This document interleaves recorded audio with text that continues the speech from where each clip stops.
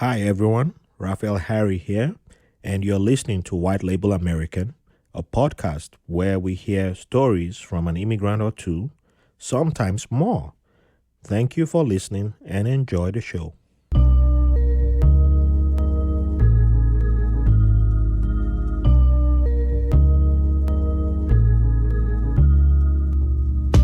Welcome to another episode of White Label American. Thank you all for joining us today. We have an extra talented and, multi-talented and super special guest in the house. And it's my pleasure to always have someone from the 3GO family. If you don't know what 3GO is, it's three guys on. And I'm always proud to be part of that family. And I've gotten to know many wonderful people through that podcast. And if you aren't on that podcast, I always say, hey, check it out because it's one of the places that helps me be a better person. So today's guest is Brian Parise, who's a stand-up comedian, Emmy-winning writer, and he's also a super-duper uncle to his nieces and nephews. You need to see what he does with them.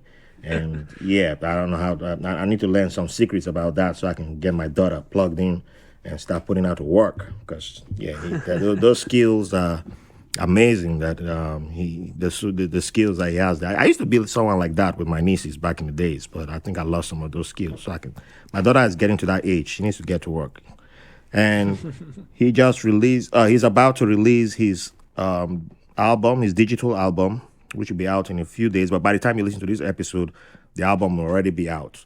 And it's titled Last Wishes, and we'll talk about that a lot more. So without much further ado, welcome to the show, Brian. How are you doing today? Pretty good. Thanks for having me. This is great. Oh, my pleasure. And yeah, we always look forward to people like you who can bring a whole lot to the show. And it's all about us learning from you and the audience getting to learn, and we all grow together. So, can you introduce us to where you were born and just your childhood? Okay, yeah. I was born in Massachusetts. I was born in Worcester, Massachusetts. And I grew up there. I've got three brothers. And yeah, I grew up my dad is from Italy, so he's Italian. So I grew up with a lot of Italian culture. And I've lived in DC after I went to college in Maine and then moved to DC, and now I live in New York City in Brooklyn. So that's kind of where I've been and where I started. Short one. Hey, sometimes short is all we need. So you're the second Yeah. person on the podcast who's of Italian heritage, who Uh-huh. also Who was the other person? Because I have a rivalry with them now. I have to be the better Italian. well, he was born in in Padova area of Oh, okay. Italy. He's got like real Italian credentials. Well, I've got a his mom dad is that was born French, there, but and he's his dad is Italian, and so his okay. childhood was mixed in Italy and France, and then he Ah, moved before moving to Boston. So, gotcha. but Yeah, he still lives a lot there. of Italians in the Massachusetts area. Yeah. Yeah. So, but now he's all Boston, but he doesn't have the yeah he speaks Italian, but he doesn't have the Italian. His podcast is actually on Syria A. So Oh, that's how we okay. got connected A through soccer yeah podcast. Nice. yeah. So it's my favorite Syria A podcast. So he's like one of my mentors also. Gotcha. Yeah. So with all the cities that you have connected to you your early days in life, where does your favorite childhood memory come from? Oh, I mean, probably like all my childhood memories are in, Massachusetts where we grew up. A lot of them are probably, I can remember a lot of, I feel like holidays were always a big thing that stuck in my mind. I can remember, just lots of people. We had very large holidays. especially Thanksgiving. We had so much extended family on my dad's side that would be there because they had my there's just a lot of there's a lot of different relatives. So we would just eat such good food and we were all sit at like a long there's something about I don't know if this is an immigrant thing or a specifically Italian thing, but there's this idea that like if you're not all sitting physically at the same table, like it doesn't count as a meal together. So you know what I mean, like it's like you got to stack up like eight different we had a table that kind of meandered through two rooms that was really like eight different tables all stuck together, Yeah. but it felt like you very much have to have that long table in order for it to count. So I can remember just lots of great memories from holidays, you know growing up, which honestly makes like the next 2 months a little difficult. Is like Mhm. a lot of things that were used to happening aren't going to happen, and Yeah. things have changed since then too, but I have lots of great memories from that. So, will you, if you look back now, would you say, I'm kind of jumping forward a little bit, but would you Yeah. say the holidays, being around the table, did that play a role with the comedic part of you developing? uh Honestly, probably not. I mean, I don't remember I don't really remember thinking much about stand up and comedy until I was a little older than like my earliest childhood memories. Yeah, I mean, I've always had. There's been funny people in my family. I think that's probably played a part. Hmm. Is I remember a lot of like people cracking jokes, and my dad was funny when I was growing up. So I think there's some of that in there. But yeah, my interest in comedy was probably a little later than like early childhood. Yeah, well, because why I asked or brought that up is, Yeah, I know most times when people are around the table, especially like in immigrant communities, there's always yeah, plenty of jokes like storytelling, and for someone who's in the comedy field, it might not, it doesn't translate as being in stand-up comedy. Well, I think my mind just went back to, is it Delirious, the other stand-up by Ed Murphy, where it wasn't, I know it wasn't the family dinner, but it was the family gathering in the beginning.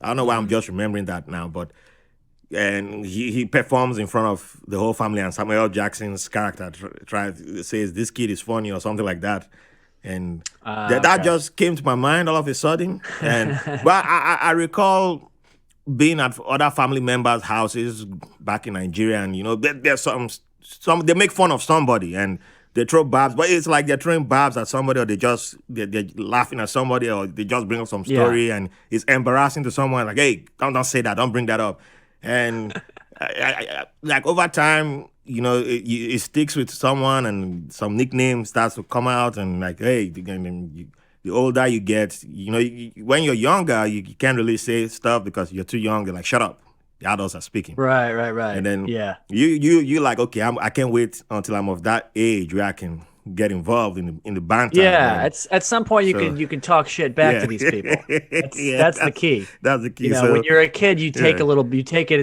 as much as for as long as you can finally start Hmm. giving it back to people. I mean, I relate to that a little bit. I think the environment that I grew up in was always a little bit there's a lot of shit talking, not just in my family, but like yeah, my brothers, my friends, like the place the area I grew up in was a little like that. It was a little there was definitely a lot of back and forth that was like Yeah, yeah.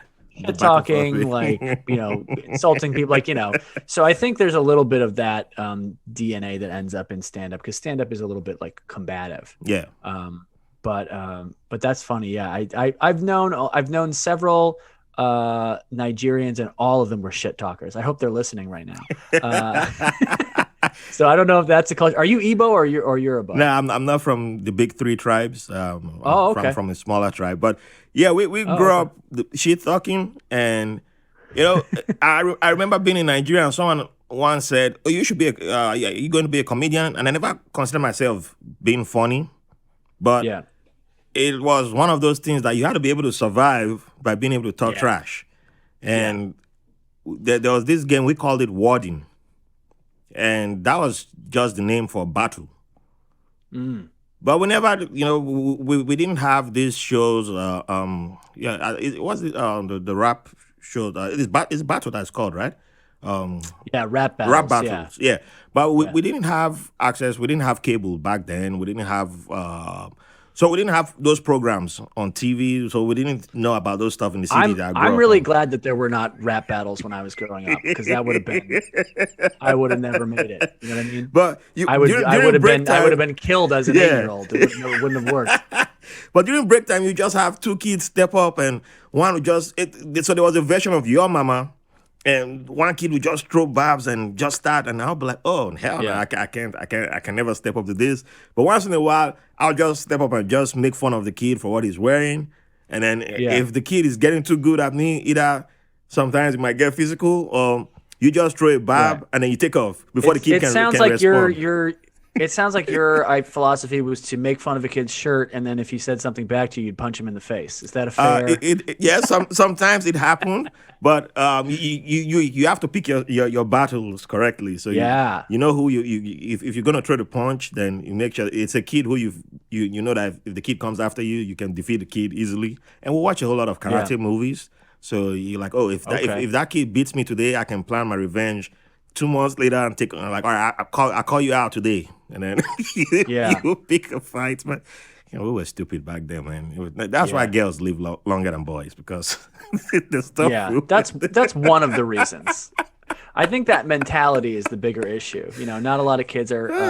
It's not because like 10-year-olds are getting punched out to death, but it's Yeah. because that mentality leads to that same mindset for years to come, where Oh you're yeah, like, yeah, yeah. it's just a real unnecessary battle urge that we have. Oh yeah, but it's so crazy how the trash talking still lived with us up till for forever with most of the guys who Yeah, it just evolved into something else. So even when I moved to other cities or other regions in Nigeria, it's one thing that I could use to break the ice when I walked yeah, into the little shanty stalls where they sold the hmm local brews, the alcoholic brews, and I'll just like come in there and say, hey, one shot for everybody. And the older gentleman will be like, this young man, he knows how to respect his elders. He has respect. He got everybody one shot when he came here. What town are you from?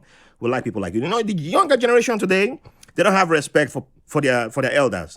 We need more people hmm like you in this country. And then come sit down here. Let me tell you something about your history, and then tell me some extra trash. Oh yeah, I've learned some trash now.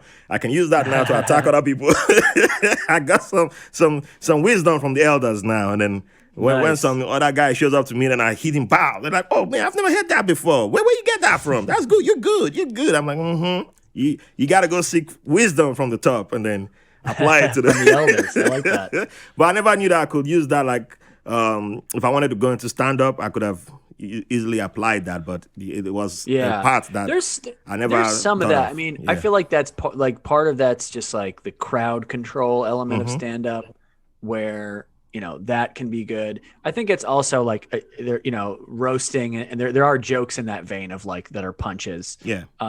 And so there is some of that. But I also do feel like I don't think the people that I know that are best at talking shit are necessarily like going to be good at, like they're not going to be necessarily good at stand up. It still takes an element of creativity that I think doesn't come from just being able to like knock somebody down a peg. That's true. So I know people who are like good in that way that I'm like, I wouldn't watch you talk for a half an hour. That's You know right. what I mean? Yeah. So I think it's a piece of it, but some people, that's not, that's not necessarily like my favorite part of it. Yeah. That just feels like something to me that's necessary, because you're always performing in such, not always, but a lot of times you're performing in situations where you sort of have to, act like that to just get the attention of the room, and deal with situations. So it's sort of like a necessary thing, but I don't love it. I would prefer never to have to, do that kind of thing, but it's part of stand up. Yeah. Yeah. Also reminds me of there's this guy who, when we were in junior secondary school, he was one of the shortest guys in class, so he Hmm. had that Napoleon syndrome. Yeah. Yeah. So he could never challenge you to a fight physically, but he Right. always stepped up Like the moment an argument happened, he would just rush right up to you, be in your face, Wow. and then he would just throw insults at you. And before you could respond, you just see that the guy starts. Before you know, your eyes are like you start tearing up, like you're about to cry. And the moment he notices that you're about to cry, then he'll grab your shit and then starts. Look here, that's why I don't want to beat you. I'm not gonna beat you this time. But next time you try Wow. BS with me, I'll rough you up. And then he roughs your shit and then he leaves you and he walks away. He's gone. He takes off. And Oh then man. by the time you regain yourself, where's he at? You can't find him. But he's talked all That's his the trash. opposite philosophy that I have. I don't. I'll be honest. Like I've never been in a physical altercation. Really, I've The never truth, been the truth is punched in the he couldn't face. I've fight. never punched anyone. Yeah. If there's something, him running toward the thing, I always move away from it. If I'm at a bar or whatever and there's something brewing, Yeah. I can't tell you how effective it is to just move away from that area. Nobody really usually tracks you down to hit you in the back of the head. Like you kind of have to step up to it to get into a confrontation. And I highly recommend just not being near where people are punching each other. It's been great for me. I've As an never, adult, I do that now. yeah, But it's as a great. kid, we used to admire him. Yeah, yeah. Then, like, wow, he's so bold. Until one Yeah. day he threw words at someone who words didn't have an effect on, and the guy Yeah. never teared up. So when he came extra close, the guy just grabbed him and pow, smacked him once, and he was like, "Oh, Oh, it man. wasn't working." And that was when it was like, wait a minute. So the trash talking does not work on this person. It had no effect, and then it's like, oh, so that's his weapon. His weapon is just to talk trash. And the moment someone is like, are you done talking? Okay, now let's Yeah. get down to the business. And then he's like, Yeah. now I'm running away, and the guy's chasing him. I was like, help me! It's like, oh, this is wait. We thought you were strong. No, he wasn't. It's just he got into you emotionally and weakened you, and then as soon as he saw that you showed that weakness, and that's when he would come like, oh yeah, you're weak. I can shake you a little bit, and then I run, and then he run. And I was like, oh. After that, the people saw that. And anytime he talked trash, people just picked him up. Like he was tiny. People picked him up literally, like shake. Even girls picked up on his, and girls started picking him up. And it's like, okay, Oh man. yeah, you need to come up with a new plan now. This is not working anymore. It's not. Yeah. But it's one of those memories that that yeah, it's just one of those things that we grew up with. Yeah, everybody tried trash talking came in different forms, and it was a weapon for most of us. Like, yeah, it's one of those things that I wasn't in Lagos. I didn't grow up in Lagos. I only stayed in Lagos around when I was trying to get my visa. But Oh, okay. in the Lagos area, if you could also use trash talking against the street urchins. Yeah, you could step up to them, like, because they could smell someone who was fresh in the neighborhood. So you come there, you're not from the area, you're from a different part of the country. They see you and they want to be like, oh yeah, let's get money from this guy. And then you're like, okay, do you know where I'm from? You know me? I'm from a different part of the country. People in that area know me as a gangster. And then you go and grab a bottle, pow, smash that bottle. Man, you gotta be careful the way you smash the bottle so you don't cut your hand. But you just talking trash now. They're like, oh wait. Yeah, I feel wait. like smashing a bottle to use it as a weapon is never a good. You're not. You're not. I'm not It gonna- always you're not looks gonna it use looks it, it but looks cool, but it's not. It doesn't look like a very effective weapon once you've smashed it. If you haven't cut yourself, Yep. it doesn't seem like something you could really. I guess people are wary of it because it's sharp. Yeah. So that's good. But like in general, it seems like it's not a great. I've never seen anybody do well in a fight with that. But that's the thing. Your prayer is you smash the bottle. You just talking trash and announcing like, "Hey, I'm from this Yeah. part of the country. Don't mess with me." But if you mess with me, what I'm saying is, if you mess with me, I'm not really gonna do anything. You're just gonna beat me up. That's all Yeah. I'm saying. But I might get my people to show up next time and come mess with you. They know me because I can smash the bottle. Like, pow, I'm from there. And then they're gonna be like, oh, he smashes the bottle like people from that part of the country. Do we really want to mess with him? Or do we not? You know what, dude? Let's just go have a drink together. Let's get to know each other. How about that? Oh, okay. Yeah, we that's could a have better done idea. that. We could have done that. We don't need to get violent, do we? Yeah, let's throw away this bottle. Yeah. But by the way, my name is Raphael. What's your name? Oh, okay. Yeah, we shake hands and see, we Yeah. could be friends. We don't even need to get violent. Well, why we even what we arguing? Why are we even, I'm like, oh, yeah. So sometimes we just do that, but you have to yell at them first because that's what they understand. They understand yelling. You speak the trash and all that, Yeah. and then that's your way of introducing yourself to them. Right. And then Right. they're like, oh, Yeah.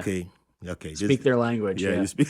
That's the speaking of the language, and so it's just part of the decoding of the area that we just did, and yeah. So yeah, I was quite skinny too then, so I looked good to be picked on. So I just showed up and they're like, oh, who's this guy? This from my father. They start telling when they see you coming from my father, they can tell from the way you walk.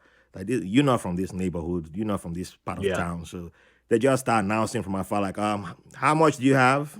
Just get ready to bring it to us. And then you start announcing back to them, like, I ain't giving you nothing. You know who I am? And then you start talking your trash back, and they're like, And I go, do you have it? Where's the bottle? Where's the bottle? I'm going to trash him. And they're like, his accent is different. The way he speaks is different. Do we want this trouble? Or do we want to know this person? Let's get to know him. Okay, I want to know who you are. Maybe let's get to know you. And they're like 5 or sometimes 10. I'm like, if they try to chase me, I don't even know where I'm running to.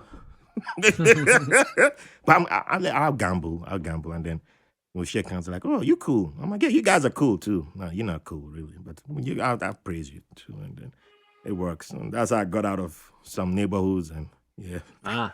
Okay. Well, the truth is, I was going there to look for a girl, so. Oh, okay.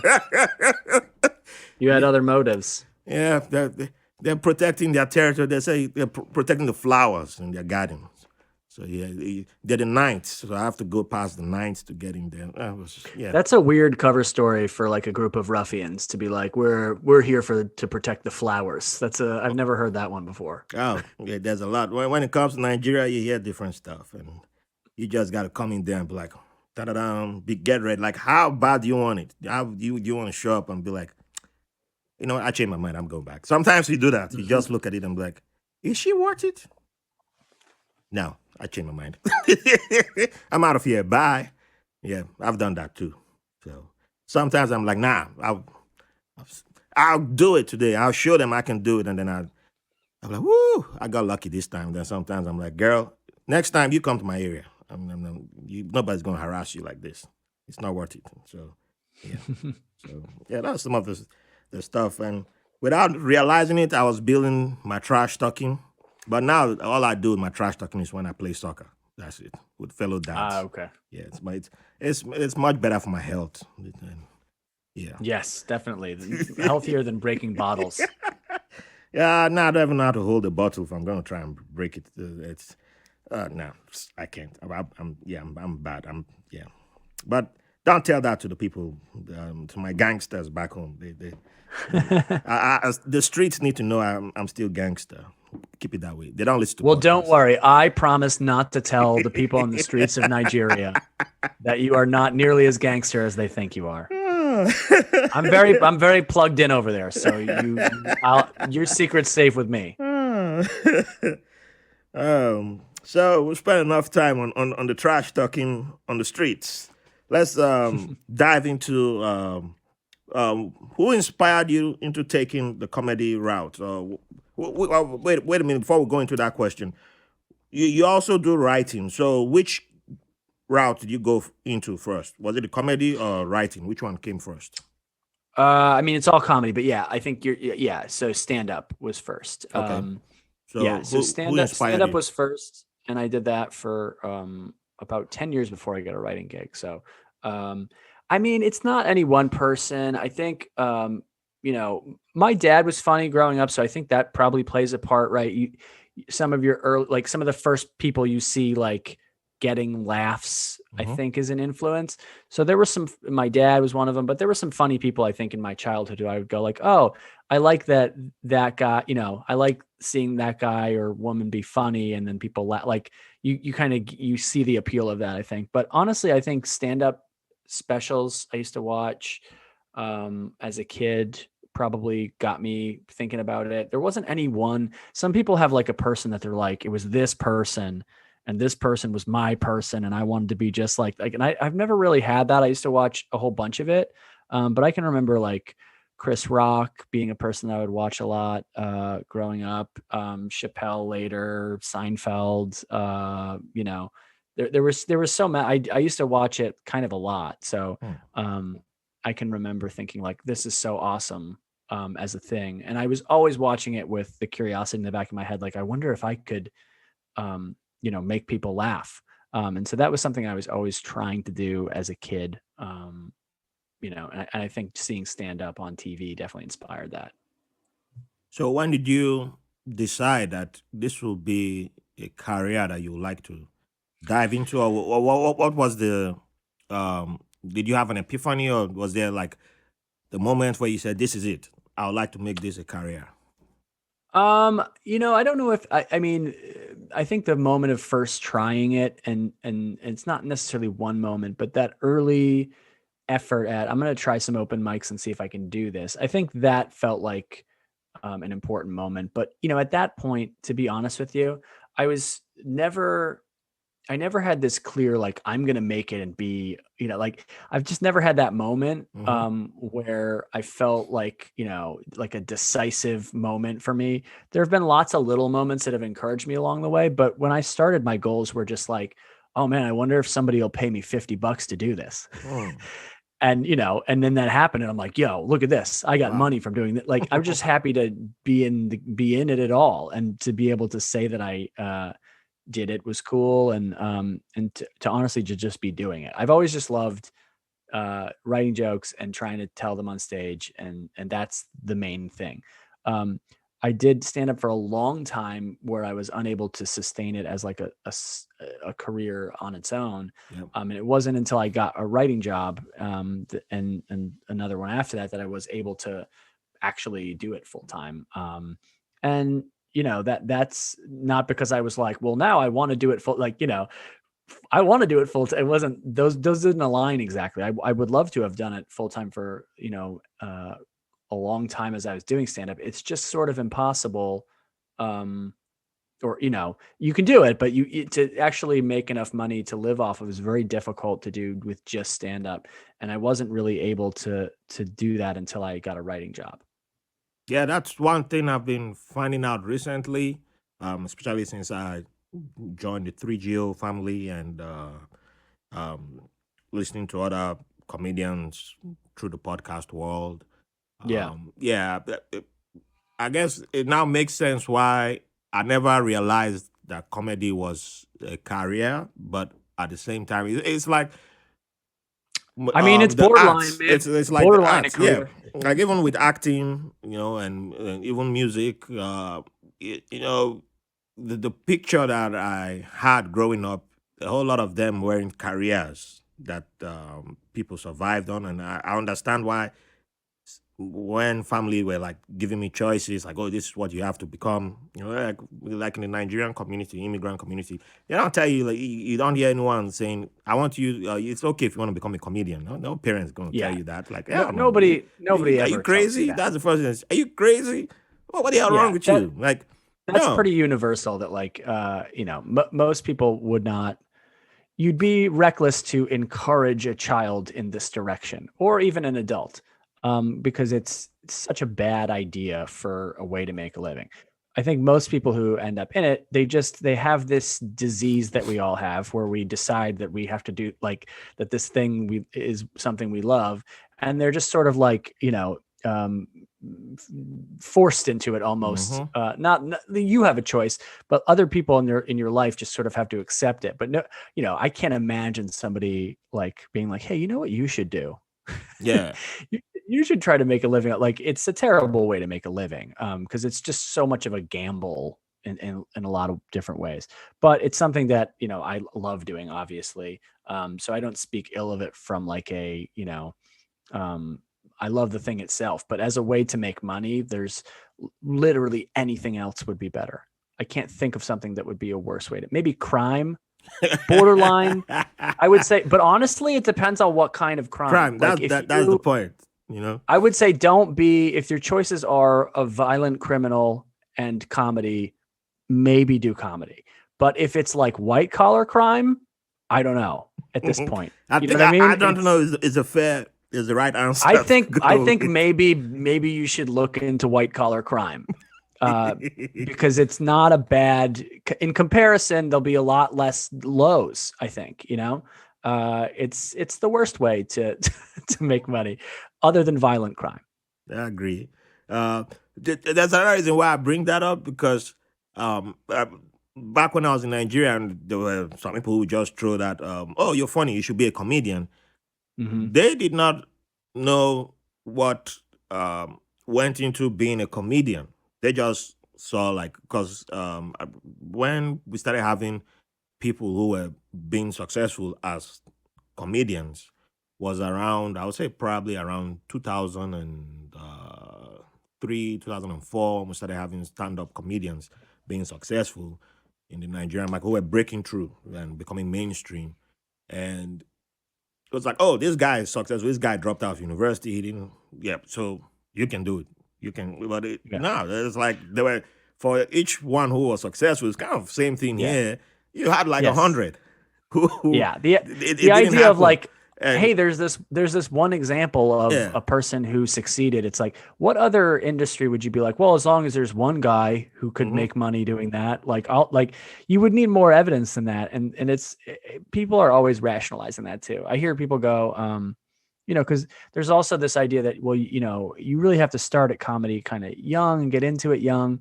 And some people who will, like, they'll have like a midlife crisis and they'll decide they want to start doing comedy, or just they'll decide late in life, and they'll be like, well, so and so, like they'll use the example of, like, I don't know, like I don't know if this is true, but like Burr or like Louis, like they'll just be like, well, he didn't start until, and it's like, yo, don't take the one example of a person who's like a legend in the field who yeah, was able to, what about, oh, I could give you a list of a million people who you've never heard of, that you will never hear of, that, hmm, never could do this. And honestly, even people who are quite talented, I think, um, aren't able to do it on its own. So it's a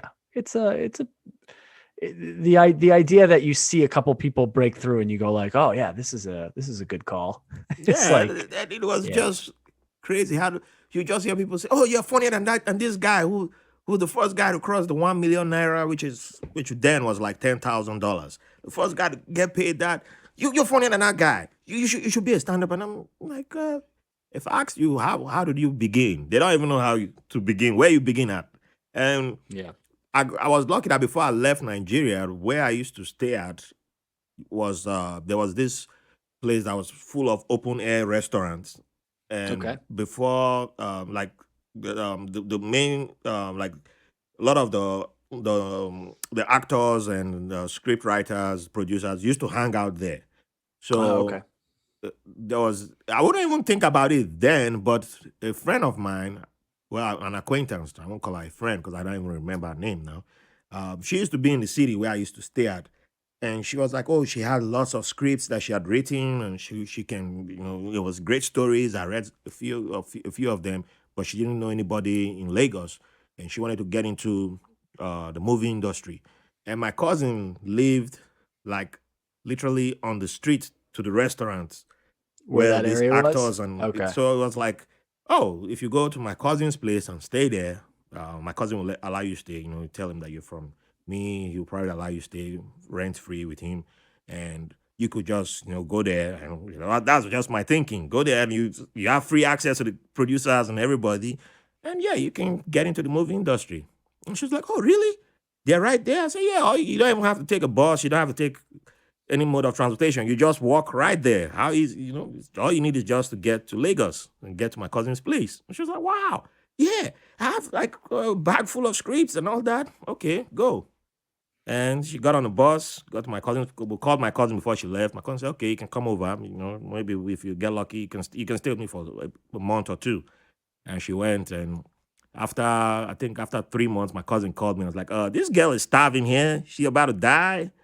When is she gonna leave? Because I can't be feeding her. I'm broke too. I don't have money. So does she understand how movies work? Does she know how this industry? I was like, she'll make it. I'm hustling here too, so I don't have Yeah. you guys don't. I don't have time for a problem. So I didn't really care about the whole thing. I didn't understand. You gave this woman terrible advice. Do you realize, like, Dude, as you're telling this dude, story, I feel like I was you're 21. not addressing your own role in I didn't know anything. sending this woman down a path that she should not have sent her. I shouldn't have, but I didn't know anything then, and my cousin understood how it worked, Yeah, but I guess he thought that we had done our homework before she came, and right. or she had done her homework, and yeah, she was going out every day and coming back, and yeah, after I think after 1 month she had given up, and yeah, yeah. I'm taking this as a cautionary tale to never take advice from you. Is that how I should be taking Uh, this? that was years ago, man. And now I know better. Now you know better? Okay. You've grown. All right, that's good. I had And an by the afro. way, I had an I want to afro say then. to That's that, how different it was. I had an afro back then. Now I'm all bald with wisdom. Well, some would you wisdom. like to apologize? She might be listening. If that Okay, young yeah. lady's I listening, apologize if you're listening. I can't. I don't even know your name anymore. So I'm sorry for sending you down that. But I wasn't the one to send her down that path officially. But I still apologize for my role in encouraging you down the boulevard of broken dreams. Because I think she probably was like, you know what, I'll go get married and focus on being a housewife after that. Because yeah, my cousin helped raise her transport fare back to her village or something, and that was it. okay. She was like, I'm done. This is not my life. Because Yeah. yeah, she just walked up to some producer like, hi, I have the script here, and what? Yeah, bye. And Yeah. she did that Right. for a few days, and yeah, nobody signed up, and life got to her real hard. She lost weight. It was bad for her. And I was in a different city I was doing my own struggle somewhere else, but I was like, wait, I'm waiting. You were, yeah, I was you were waiting. I was kicking waiting to see back. her name in a movie. You were drinking champagne. You were Hey, having, well, you I were like, wish, you I didn't even know wish. you ruined this Well, I was woman's drinking life. Don Simon. That was the wine everybody was drinking then. But I was waiting to see her name on the movie. Like, oh, when is this movie coming out with this girl as the script writer or something? And my cousin's like, this girl is dying over here. I was like, well, okay, I don't know. I just thought there was after week one, somebody was like, oh, this is a great script. Well, to me, it was a great script. Yeah. Yeah, and yeah, now it makes sense to me why nobody why it didn't work out. And now I know like yeah, a few years ago, someone called me from Nigeria. I was like, hey, I want to go to Hollywood. He has never left Nigeria. I want to go to Hollywood. I was like, what do you want to go do in Hollywood? Oh, I want to hustle. Okay, hustle and do like what kind of hustling? I just anything in the entertainment industry. I'm great. I'm fantastic. I said, okay, I feel you on that. I'm not trying to kill your vibe, but what exactly do you want to do? There are people in America here who are your age too. They people from all over the world in Hollywood hustling there. So what exactly do you want to do? You just graduated from university. What do you want to do? Uh, anything. I want to act. I can act. I can dance. I can this. I can that. Okay. So if you get a visa now, you just go straight to Hollywood and act, dance. That's why you tell, okay, you're in an elevator with a producer, you get lucky, or a casting director. That's what you're gonna tell them? Yeah.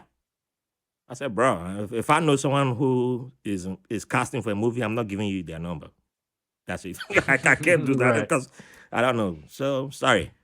But there's some work for you to do, and I can put you in touch with the websites that can brush you up and learn what you need to learn and go on YouTube, look at, and then after 2 3 weeks, tell me what you've learned from those places, and then we'll talk. And that was like 3 or 4 years ago. He never called me back since Mm. then because I didn't tell him what he needed to hear. I didn't say, you know what, get a ticket, go straight to Hollywood. Yeah. You learned your lesson from that woman whose life you ruined. Yes, yes. Yes, I think that would be the title of one of my books that I write. The woman whose life I ruined. Don't be like that. So, yeah, and it didn't even occur to me until years later. I was like, wow, that happened. I can't even recall her name, but I was so young then, and I was like, what? Go, just go, Yeah. go. You were encouraging. You were Yeah. trying to do a good thing. Yeah, but yeah, unfortunately, it came at a price for the poor lady. And yep, so that's why I had to correct the other young kid who probably calls me an enemy now because That's how it works. Because they're like, oh, I know someone in the United States. He refused to help me. Because they all think it's one small country, and I'm like, oh, you seen the map? It's huge. I'm in New York. It's in the other part. Trying to go, and I told you the truth. But yeah, so it's crazy how it works. But unfortunately, I had to ruin somebody's life to to learn my lesson. Maybe that's part of the reason why I lost my afro too. But the Navy also Yeah. took the other is the other half of the reason. Yeah. So so what was your first experience? Like when you did your stand up, what was that experience like? Well, how did that go for you? I mean, it was an open mic, so the first stand up experiences are usually you're not good. Um, so, but I felt like it wasn't so bad. Like I got some laughs in the room. Like I didn't have the experience of the first time I got up on stage, nobody laughed and I bombed in front of a bunch of people and it was like, I did an open mic. I got some laughs, it was mostly comics in the room.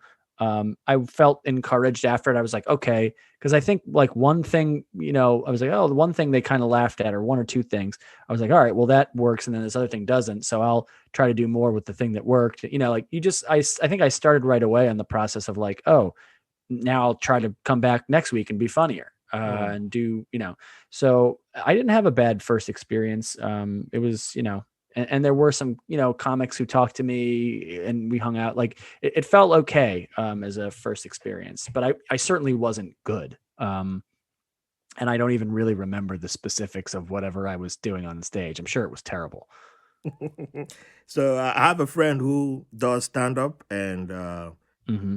he invited me to a show somewhere in Queens, and I went down there, and I didn't realize that I was the only person who showed up, and the whole room was Oh full yeah. of comics. And I tend to let loose when I'm at events like that. So Yeah. I was laughing, and I was being I tend to be a good That's great. sport, and Yeah. every comic was using me for their props, and I was playing along.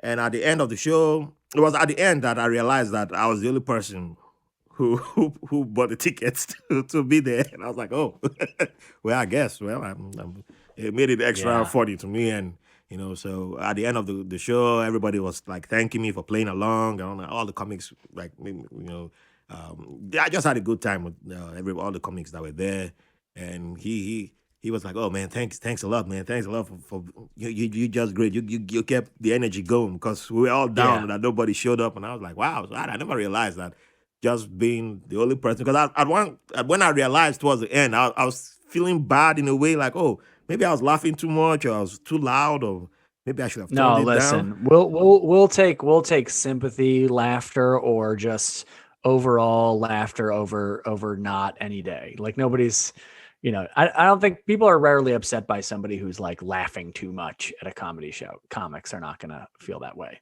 Yeah, I because don't think. pre-pandemic, yeah, this was before I had my daughter, and well, before we had my daughter, and yeah, I got that chance to go out there, and sit down, and let Yeah. him loose. So I just have Yeah. like That's the make fun right of that's the me. right that's the right mentality for an audience to have, by the way. Hmm. Audiences that have the mentality of like, sort of sitting back and like being sort of critical of everything that like to me that's, you could do that. It's just not as fun. And I don't think everybody has to laugh blindly at every line either, but I do think the right mentality going into a comedy show, if, I certainly enjoy shows more when I'm like, I'm gonna have a good time here. Yeah. Like, Yes, loosen up a especially bit. when the That's a comedian is good, yeah, funny. I'm going to laugh my yeah, ass off. I'm going to laugh my yeah, ass yeah. off, and That's great. so We love it people was like you. beautiful when the comedian came to me, and they were all telling me that, yeah, they enjoyed it, and it added to the appreciation. I was like, man, you know what? I wish I could buy another ticket again, like just Yeah, yeah, you yeah. know. Get another personal comedy show.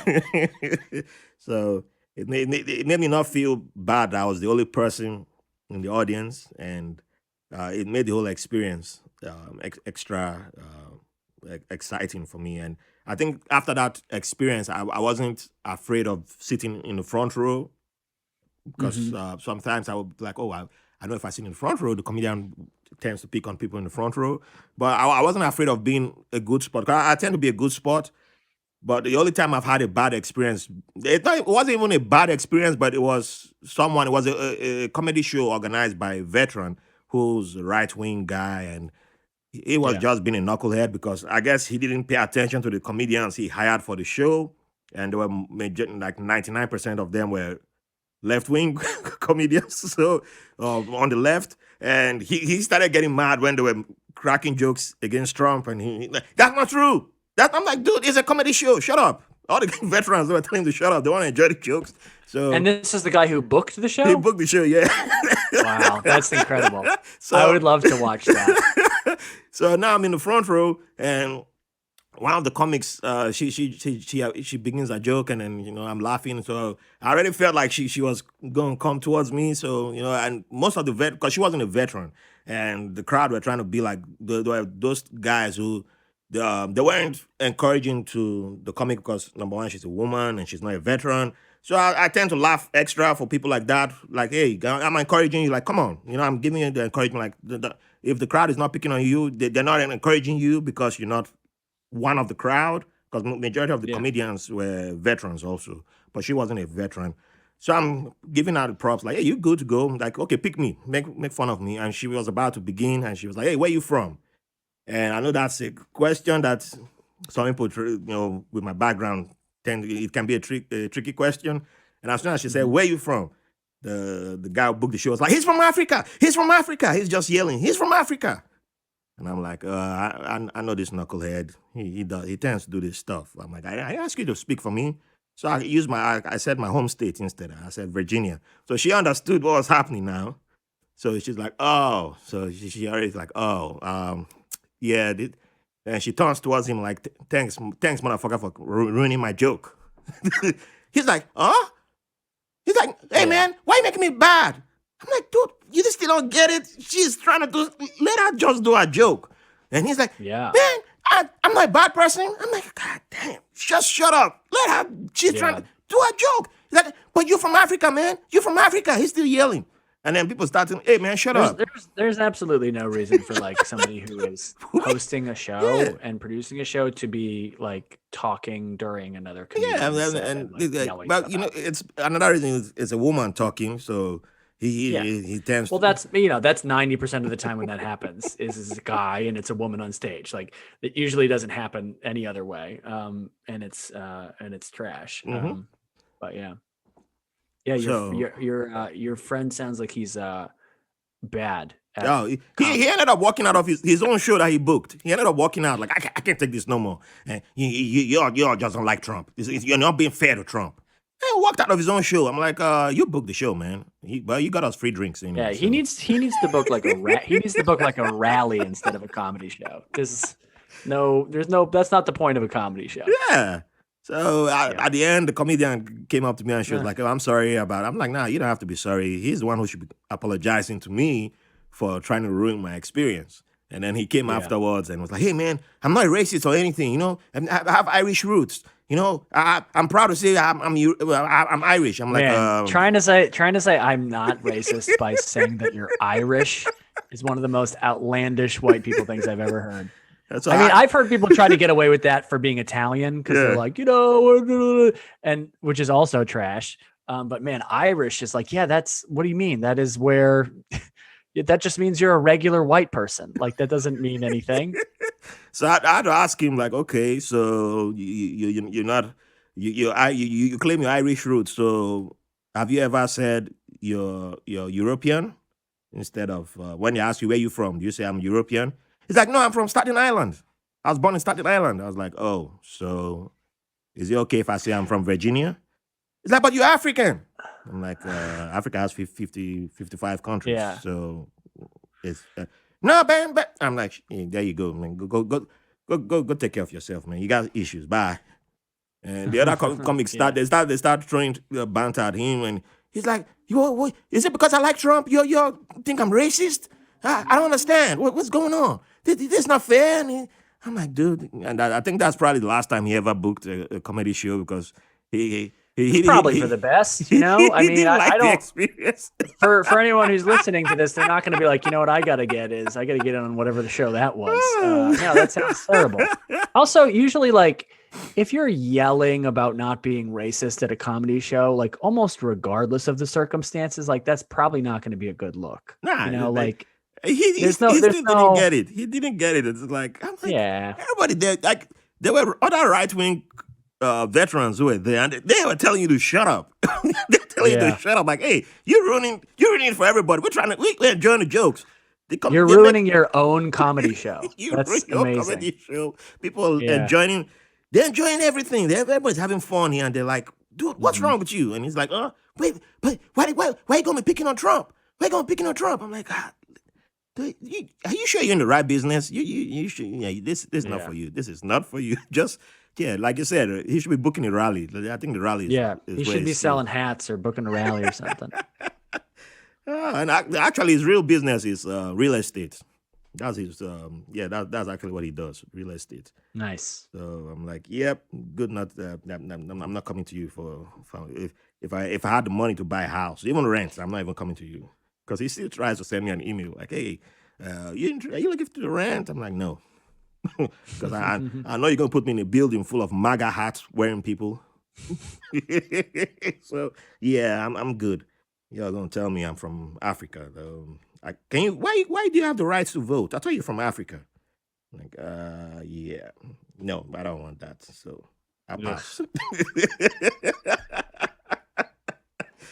That's part of my American experience. Yeah.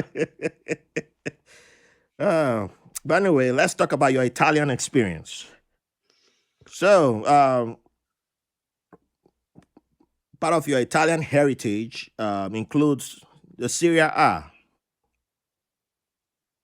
What What? Sorry, what do you mean? I said, as part of your Italian heritage includes the Serie A. Does part of it? No, I mean, I don't. I'm not sure how to answer that. I think I don't have any. My grandfather used to watch soccer. My no used to watch soccer a lot. I think that's probably when I was first introduced to that. And then when I was in Italy, there were, that's when I saw a couple games and I sort of understood more about how the system worked. Cause I never really followed, I was not a huge soccer fan. I like watching the World Cup, but I never got deep into it. I Which would is just good. know that my grandfather had like very strict ties to he had very strict allegiances and he was very into it. So So where in Italy did you go to? Or where's in I Italy live I are live your family there. from? My family's from Calabria, which is Oh. like the southern tip there, Mhm. and then across from Sicily, and then I still I have a lot of family other places. Though. I have a lot of family in Rome because my grandmother had like a ton of siblings, so it's just a really big side of the family, and most of them are still in Italy. Um, but so they're mostly from the south, and but when I was in Italy, I was staying in Florence. I lived there for like a semester in college and I was, studying Italian, learning the language. I stayed like in sort of a home immersion thing or whatever. I basically lived with this old Italian widow for a couple of months. And the idea is that like, you talk to them at dinner and you kind of learn the language. So it was a cool experience. I loved it. No, I And forgot. I should have I want to begun go the back. episode with Buen Venuto. Oh yeah. Yeah. I know how to say welcome and Yeah, thank you you. nailed it. You Yeah. nailed it. Well, I know there's a little extra I should have added, but I just stopped there and I know how to say Buen Venuto to men and Buen Venuta, right, to women. Is it Buen I Venuta? think you're mixing a little bit of Spanish in there as well, I believe. But It's close, and they're not too far away. It's all right. The, the first couple I had on the podcast it was my friend who's from Galicia, married to where's his wife from again? Mofeta. okay, So yeah, and so yeah, so it was Spanish, Galician, Italian couple. So nice. yeah, so it's okay if I tend to mix stuff between. Yeah, they've given me permission to mix it up. Oh, good, Yeah. good, good, good. and then I've had a couple of Italians, and yeah, on the podcast. So Nice. yeah, so so Calabria. So you saw you went to stadiums while you were in Italy Yeah, we went to a couple. I went to a couple games. I can't remember the exact in teams. I know. Florence, So when I was in Florence, we went to see Fiorentina, Fiorentina. which Yeah. was the team there. But they kind of stunk. I think they were in Series C. Like They I got relegated once, so they probably were in Serie B. If I'm Yeah, I think they were honestly, they might have been in C when we were there. see, They were at the they were in the bubble of CB. This would have been like years ago. This was, a long time ago. But yeah, they weren't good. I remember that. And I remember going to the game and they got killed. Um, I know. but it's fun to see, it's a spectacle there. Yeah. It's wild how into it everyone is. And we weren't, we don't really care, but it was definitely like a cool experience to go to a game. And if anyone goes to Italy, like it's worth it to go like get that atmosphere when there's arenas again, Yep. when there are crowds of people again Well, they someday. tried to start letting people in about Yeah. 1,000 per game, and then Yeah. resurgence happened, and well, it's still Yeah. happening. So it's back to I square wouldn't. one. I would never tell anybody until things are more sorted to like go to an arena. That would never be. To me, it's like big crowds, tight spaces is like going to be a bad call Mm-hmm. for until things are better. But you know, Yeah, what are you gonna do? even Germany, Germany was letting like 20, like I think one stadium let in about 20,000. A stadium that could host about 80,000 people, they're letting about 20,000. So I was thinking, oh, maybe if I'm able to go to Germany in December, I might try and go catch a game because it's not, it's like 20% capacity they were allowing in, and then the resurgence began in Germany. And I'm like, yeah, I'll pass. I mean, the beer is good. I love the beer there, but I'll pass. Yeah. Yeah, I'll pass. Yeah. It's not worth it right now. No. I'm not even thinking of going to if I still decide to go to Germany in December. I'm not going to my medieval festivals. I'm not going to my Christmas markets. No, I'm not. Yeah. If they decide to open those, I'm not going. But I don't think Yeah. they will still do that. So I'll miss my Glühwein, which is my favorite thing to do in Christmas periods. Were you in Italy around Christmas time? No, it was after. I Okay, think I got there in like January or February. okay. I was going to ask if they had like a winter Christmas drink type of thing like they have in Germany. I don't know. I'm not aware of that. I mean, I feel like Italian, like there probably are, but it doesn't feel like a huge.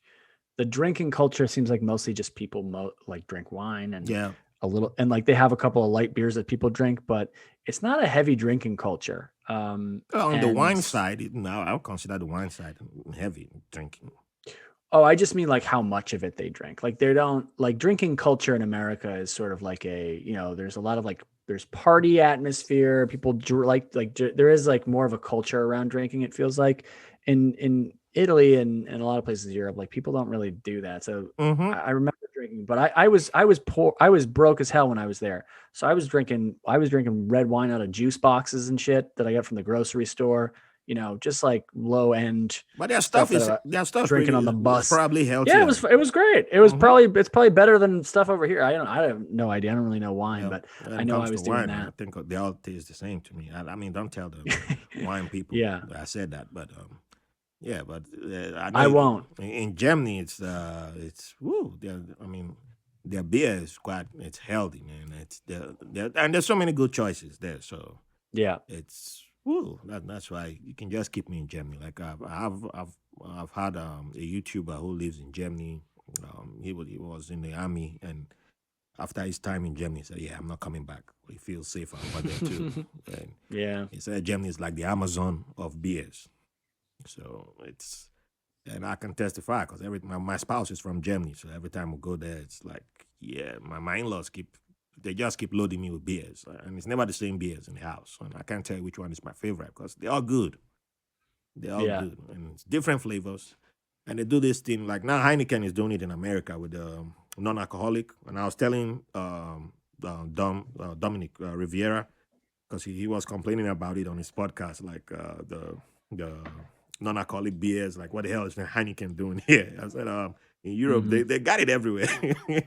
Like my spouse, she told once, like first time I went to Germany, I had just seen Get Out, Mm-hmm. and we saw Get Out just before we left, and Yeah. so my in-laws left they had some engagement, so they left the house to us, and it was winter time, so you don't need to keep beer or drinks in the fridge. So they have all the drinks in the back of the house. So it was dark, but instead of me to switch on the lights, I'm like, yeah, I got this. They're all in the crate. So I go there and grab a beer and pop it open, and I'm drinking. And Yeah. my woman sees me drinking, and she just grabs the bottle and runs away. And I'm like, what the hell? I'm like, the black guy is here, and this is too soon. Should the black guy start packing his stuff and run away or what? I'm like, wait, why will you just grab my beer and take it away? Should I be worried? And she brings the same type of beer back again. I'm like, wait, you switched my beer for the same beer? Like, what? Wait, what's going on? And she said, oh, you were drinking a non-alcoholic. I Okay. said, wait, So that's she it? was giving you a regular one. And she said, yeah. And she brought another bottle and showed me, like, it says non-alcoholic in German. And it literally, it's easy to, if you just read it, even if you don't know German, it says non-alcoholic. I Gotcha. was like, so you missed a good opportunity to get one over me. You could have allowed me keep drinking and just watch my reaction. And then when I start acting like I'm drunk, then you tell me, like, hey, why are you acting drunk? You're not drunk. You've been drinking non-alcoholic. Like, doesn't it happen with Americans and other people who visit here who don't know? She's like, oh, yeah, it happened in college because she went across the border for college, and a bunch of Spaniards were partying. I think, unfortunately, the label of the beer washed off, so they knew they had non-alcoholic in the bucket, and those guys drank non-alcoholic and went, woo, woo, woo, woo, and all the Dutch and Germans were just watching Yeah. them, like, well, are you guys done? And when they calmed down, like, oh yeah, you guys were just drinking non-alcoholic. We knew all this time, but we just waited for you guys to calm down. And Yeah. those students never partied on campus anymore. After that, they were so embarrassed. Like, Ah, wow, okay. like these guys, you're like, what? They lost their cred after that. Like they, they Right. had to go out of town or something. But I was like, wow, like you could have done that to me, and you missed a great opportunity to do something like that to me. Like, because I would have done that to her. Like, then told my daughter when she's like 15, 12, 15, like, do you know what your mother did? And well, Right. yeah, she's too nice, so it's good. But yeah. That's good. So, what's the biggest experience, or well, did you have any culture shock while when you arrived in Italy? Yeah, I think probably a little bit. I mean, I had been there before, so it wasn't like totally, new. Mm-hmm. But I think the language thing was, a big thing because we were trying to speak the language to people is something that I hadn't done there before. Previously, I had been there as a tourist and just like I only speak English, and now we're in the situation where we're trying to speak Italian to people. So that has its own little like I've never been in that situation of like in a foreign country trying to speak the language. You kind like I had studied it, so I kind of knew a little bit, but that was definitely like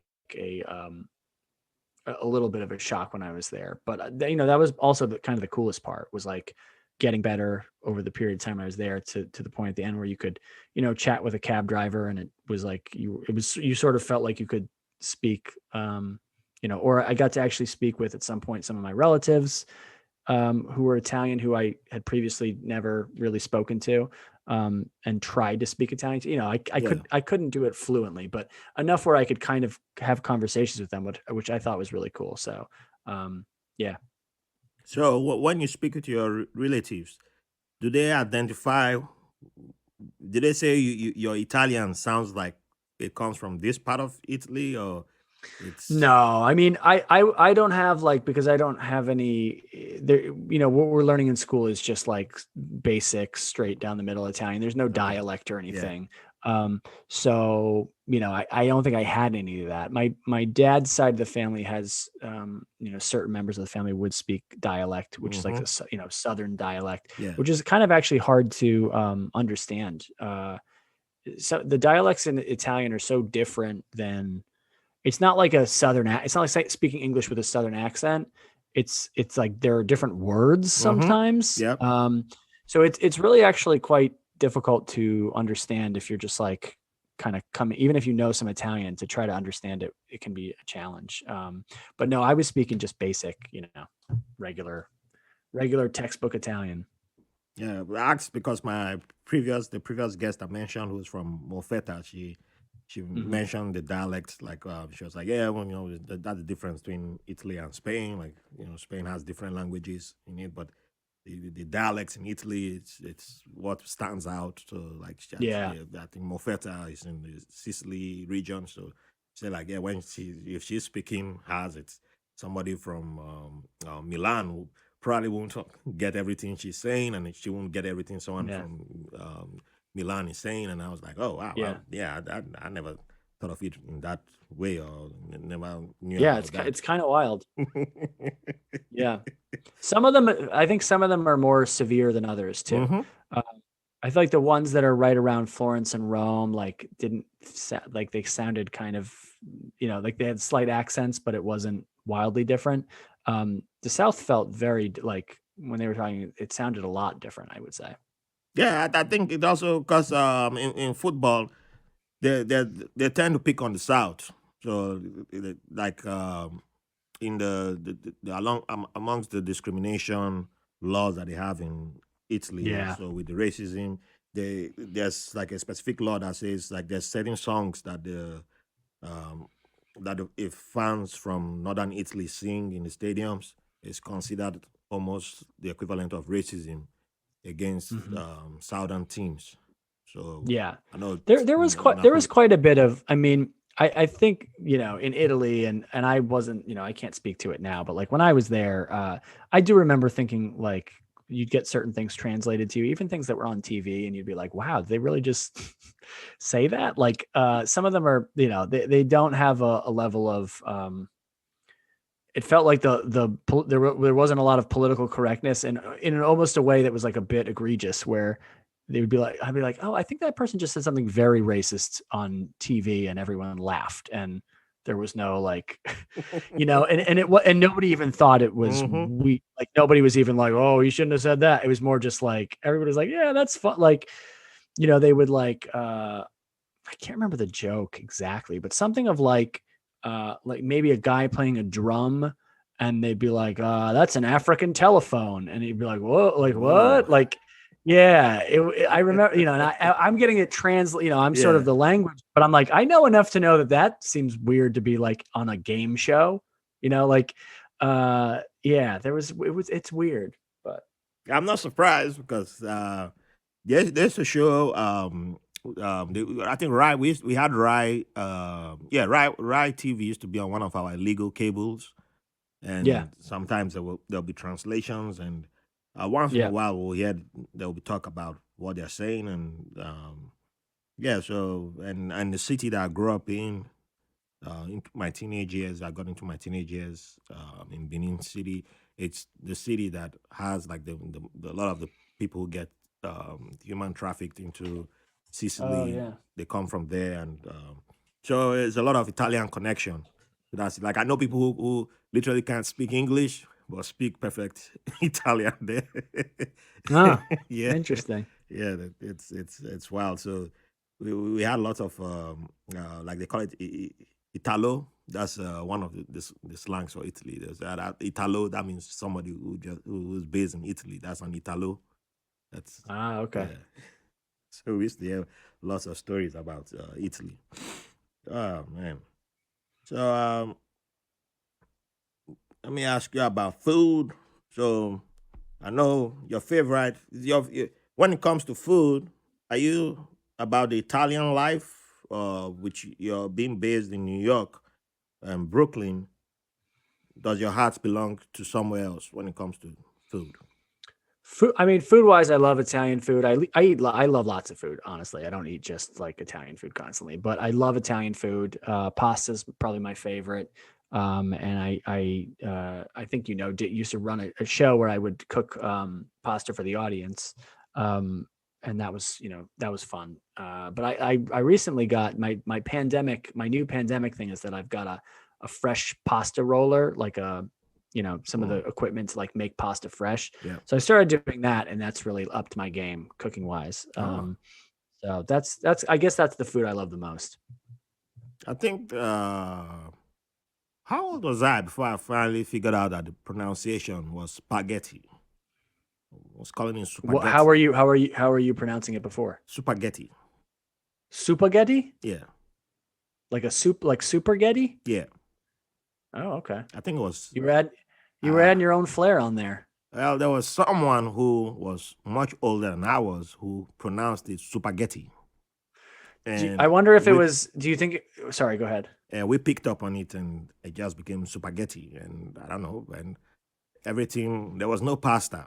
And it was never called pasta. And then when someone said, "Oh, you eating pasta?" Like, what is pasta?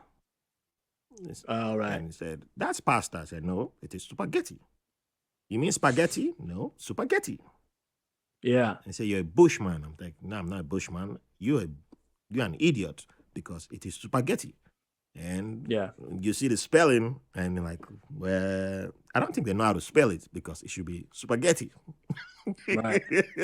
You were very sure of yourself. I wouldn't be surprised if you told that young woman that you sent to strike out on her dreams. She should go. She should go tell the producer. She should go take them out for a plate of spaghetti, and she'd be fine. I played the fifth on that. Yeah. I might title this episode "A Plate of Spaghetti." Oh. So, as a writer and a stand-up comic, what role does music play in motivating you? No, I'm probably not that much, honestly. I mean, I will listen to music maybe before a gig to get like, a little pumped up or whatever, get a little energy going. So I'll listen to some hip hop before a show, like if I'm when I'm on the subway or walking there or whatever, or driving there now. But, yeah, so I would say probably that. I mean, I guess I've probably had, music related, like I've probably had some music in bits. I can't think of a bit that I have that relates to it right now, but yeah, that's probably the most of it. I don't, it's not one of my major influences. Hmm. Do you dabble into Italian music? No, Okay. I find Italian, like, here's the thing, like I don't know if there's Italian music that's good. I I'm know they sure got there some good rock artists, though. I'm sure there is, like I'm sure there is. But I know that the Italian music that we have in this country that they play at like the Olive Garden makes me Oh, want to throw myself off a building. You know what I yeah. mean? Like whatever that kind of music is just terrible.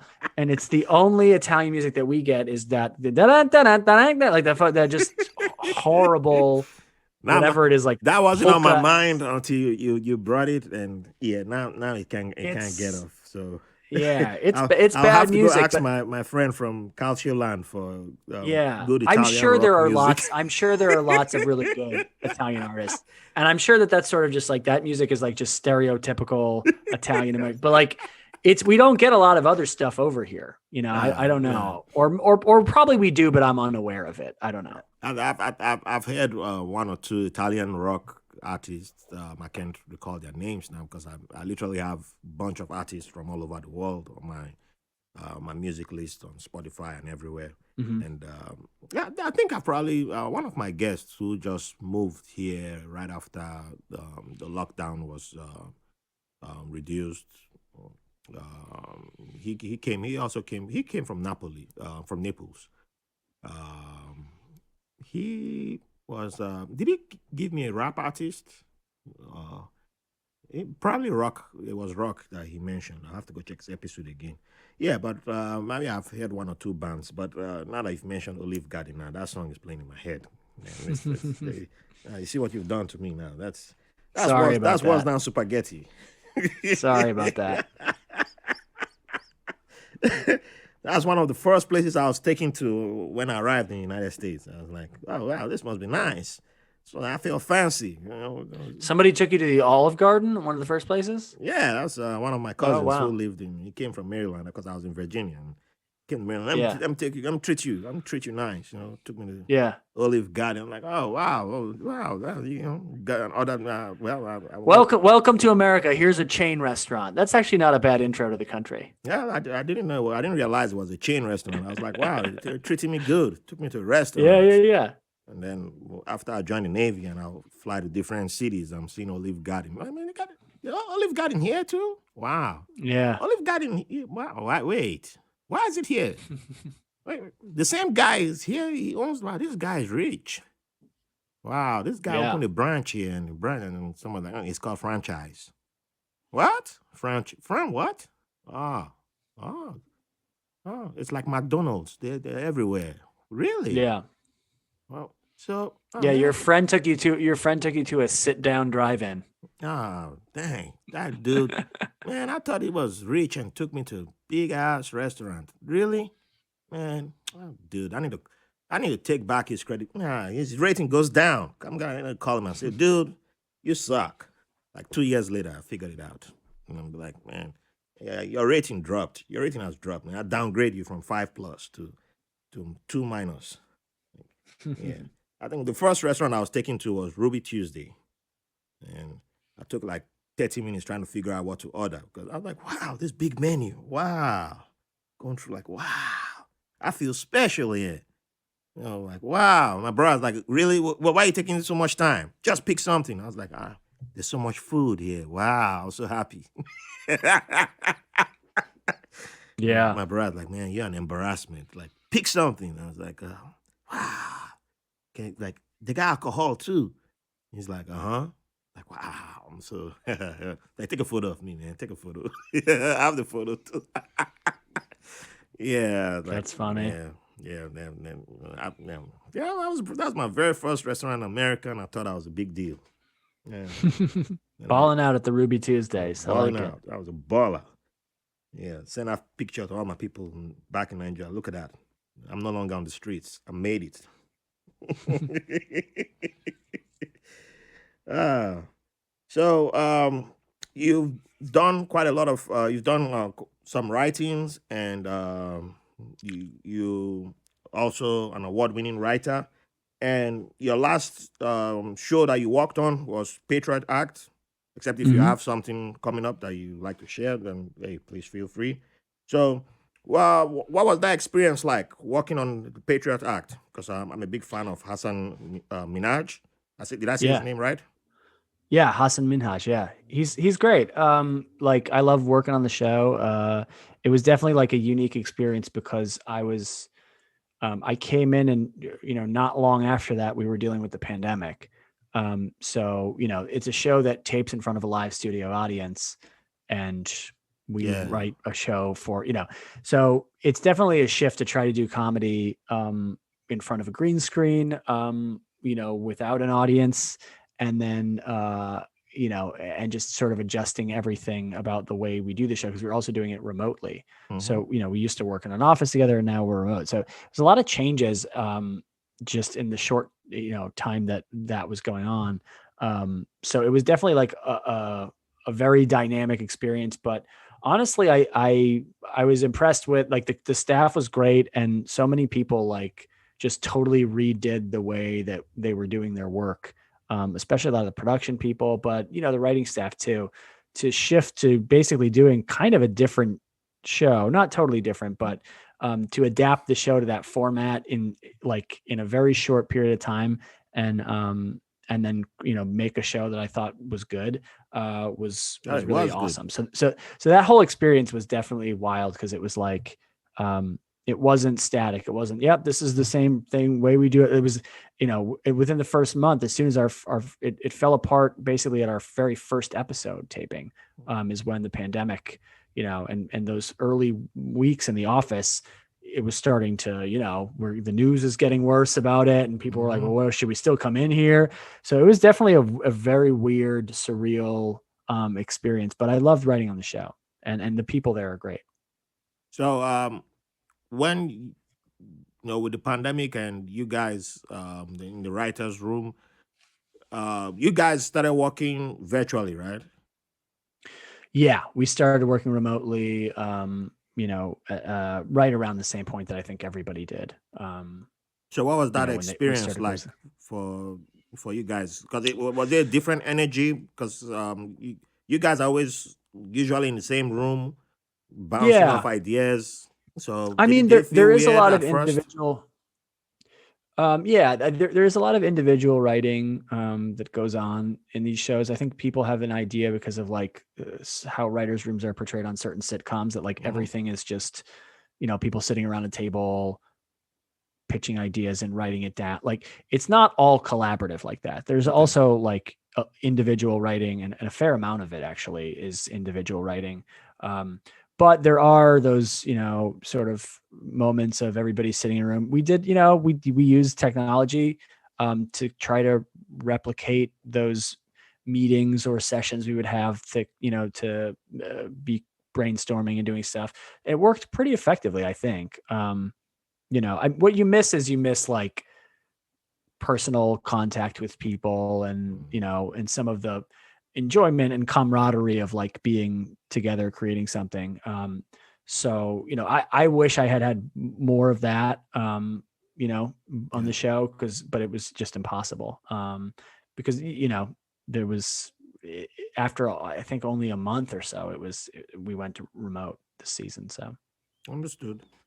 yeah. So now let's get to the big thing. You have your album out. Um, Yeah. the last wishes. Yep, that's it. And why is it titled Last Wishes? And why should people get this album? Which I'm getting, Yeah. even if Oh, people nice. aren't convinced.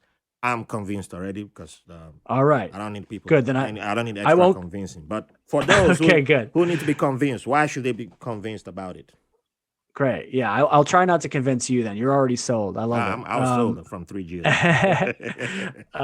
Yeah. So the album it's my first album. I've been doing stand up for about 13 years. I'm really excited about it. I like, I think the material's all strong. I like the way it came out. The Last Wishes is sort of, I do have a bunch of material on the album about, it's a joke about my funeral. And I have a bunch of the album does start with a fair amount of like murder, death related material for the first, but it's not a super, I don't want people to think it's a bummer, or super dark. Is lots of just fun, stupid stuff, on the album. But it has that sort of, it has different darker themes that I'm messing with throughout. So I thought, Last Wishes would be a good one. And then, a good title for it. And, and then If I Ever Die, like there is a pretty good record on track. I think it's 4 of what I'm looking for at my funeral. So, that's a plus as well. Hey, that's great promo you've been doing, and Yeah. I love especially the one you did with your niece. I don't know how you made that Oh work. yeah. I've been doing, She was yeah. So people, fantastic. your listeners might not know, but like, yeah. So I've been making promotional videos, and using my niece, who I am currently sort of homeschooling, as a comedic prop. So she acts in some of my videos, and she's actually great at acting. She's Um, fantastic. You guys need and to go on his yeah. Instagram and check out that So video. yeah, so you can check out. So if you want to check out my album, if you follow me on Instagram, it's at my last name Parise, which is Paris with an E after it. Comic at on Instagram. That's where I'm at.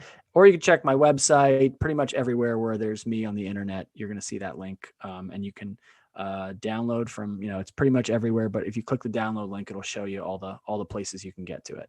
All right, I'll add all those links also to the show notes, Oh, so thanks. everybody can find it. And yeah, everybody deserves to enjoy the album. And wow, your niece, she'll go places because I saw that and I was like, man, that Yeah, was she was just yeah. amazing. It's at a certain point, like, I mean, I know you're saying she'll go places, but I'm not going to let you be her manager and send her to some Nigerian town. You know what Oh, I mean? please. I know what you're going to do. You're going to try to I've, send her oh, down, please. some path, I've got an and experience now. she's going to I end know up. about other movie industries. You know, there's Bollywood, there's the South Shh. African wood, there's Yeah. Uganda wood. Yeah, I've Yeah. improved. You know, I don't know, man. I worry that my niece is going to end up destitute in Nigerian Hollywood, and Oh so man, I'm gonna try to guide her career instead of you. I'll only take 10%. That's all. I'm not greedy.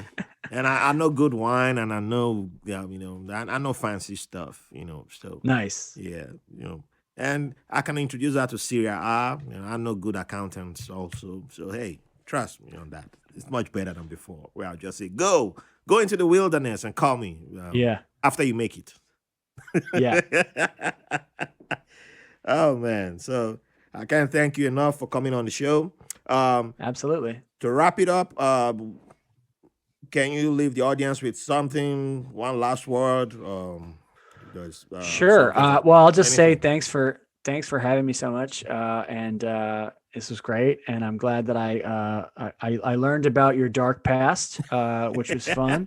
But also, no, I had a great time talking to you, man, and thanks so much. And if people want to, check out the album, I would love that. So thanks for having me. All righty, please, everyone listening, check out Brian's album, and don't forget the links are in the show notes, and also on social media, I'll tag his um, his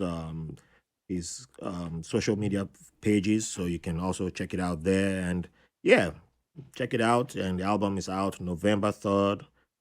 By the time you're listening, it'll already be out about 2 weeks. Then hey, that doesn't mean you can't go get it and enjoy it. And yeah, have fun, get some good laughs, and celebrate. And if you want to drink Italian wine, hey, the more the better. So Yeah. that's all about it. And thank you all for the privilege of your company. Thank you, Brian, for joining us. And yeah, well, whenever you get back on stage, please let me know. I'd like to come out there if I can, virtually, whichever way. Great. All righty. So, Thanks, man. Thanks again. Thanks for listening to White Label American. If you enjoyed the show, we'll appreciate if you rate, review, and subscribe to the podcast wherever you get your podcast from. If you have any questions, comments, or have someone who will be a good guest on the show, or you want to be on the show, send us a message at whitelabelamerican@gmail.com. And make sure to follow us on Facebook and Instagram at White Label American. Thank you for your support.